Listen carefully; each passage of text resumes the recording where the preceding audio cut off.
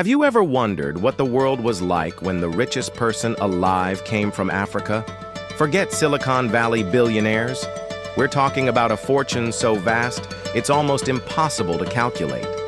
Today, we're journeying back in time to the heart of West Africa to uncover the story of the legendary Mali Empire, a kingdom literally built on gold. Short pause. Our story begins in the 13th century, after the decline of the great Ghana Empire. The region was a patchwork of smaller states, all vying for control.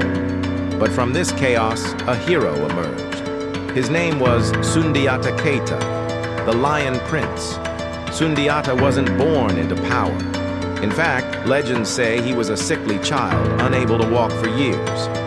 But through sheer will and determination, he overcame his challenges, united the Mandinka peoples, and at the Battle of Kirina in 1235, he forged a new, powerful empire. Mali. Sundiata was more than just a conqueror. He was a brilliant administrator. He established the capital at Niani and laid the groundwork for a government that would last for centuries. He organized society into clans, each with a specific role, from farming and fishing to blacksmithing and trade.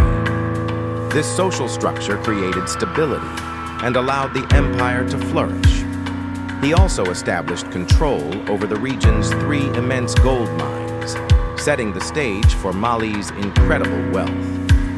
Sundiata's legacy was so profound that his story is still told today in the Epic of Sundiata, one of the great oral traditions of West Africa.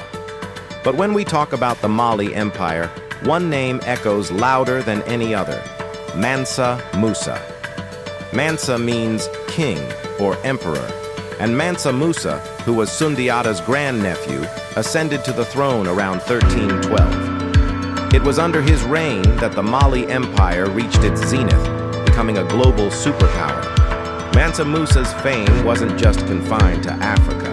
His legendary Hajj, or pilgrimage to Mecca, in 1324, literally put Mali on the map for the rest of the world.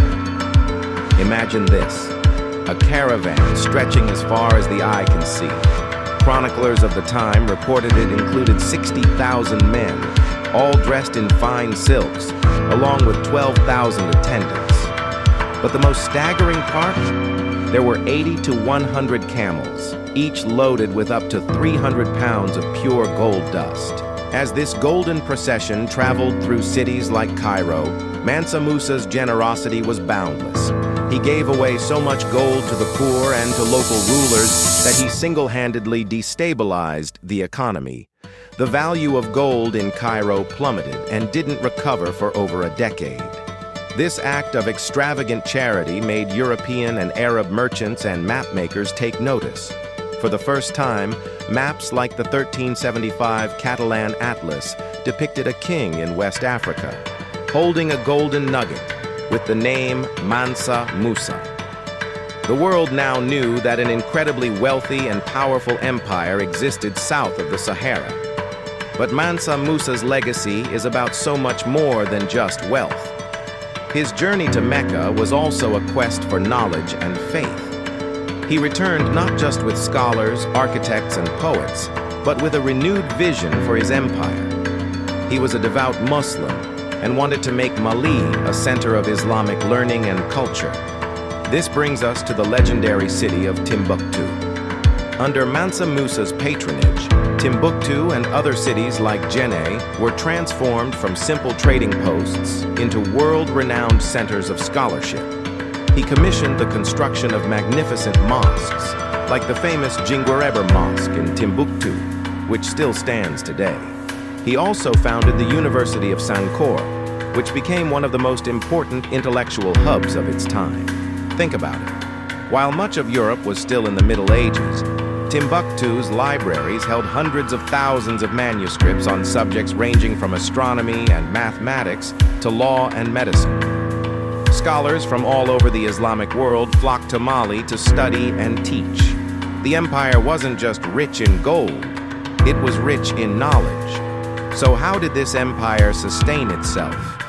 The economy of Mali was a well-oiled machine.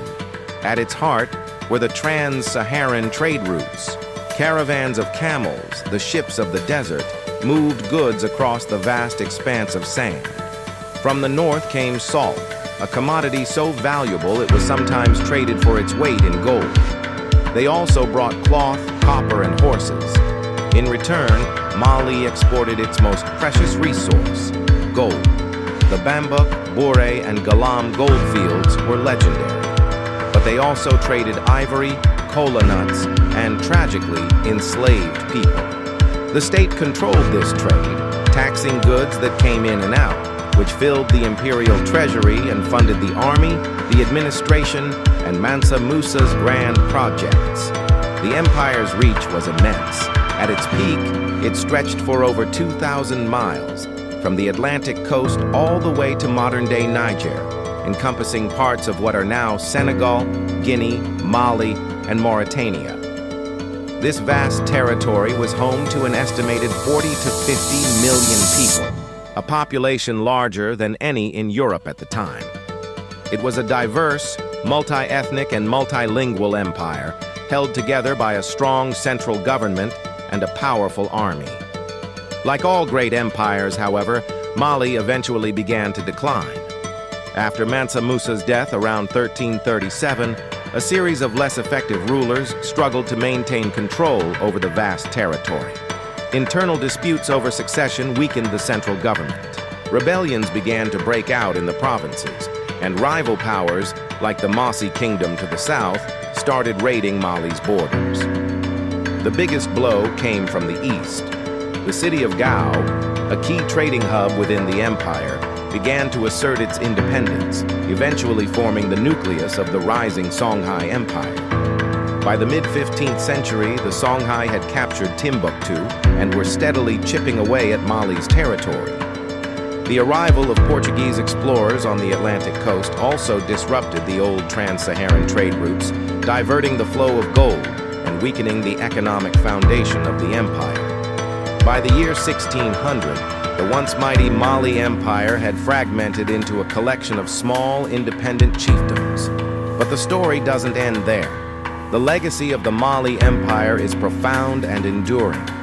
It's a powerful reminder of a time when a West African kingdom was the center of global wealth, culture, and learning.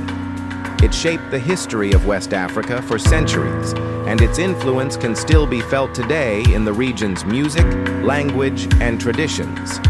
The tales of Sundiata and Mansa Musa continue to inspire, reminding us of the incredible achievements of African civilizations. So the next time you hear about the great empires of history, remember the Mali Empire, an empire of lions and legends, of scholars and saints, and an empire so rich it could bend the world's economy with a single act of generosity. It's a crucial chapter in our shared human story, proving that greatness can be found in every corner of the globe. Thank you so much for joining me on this journey into the golden age of Mali. If you enjoyed this video and want to explore more incredible stories from history, please hit that like button. And don't forget to subscribe and turn on notifications so you won't miss our next adventure. We'll see you in the next one.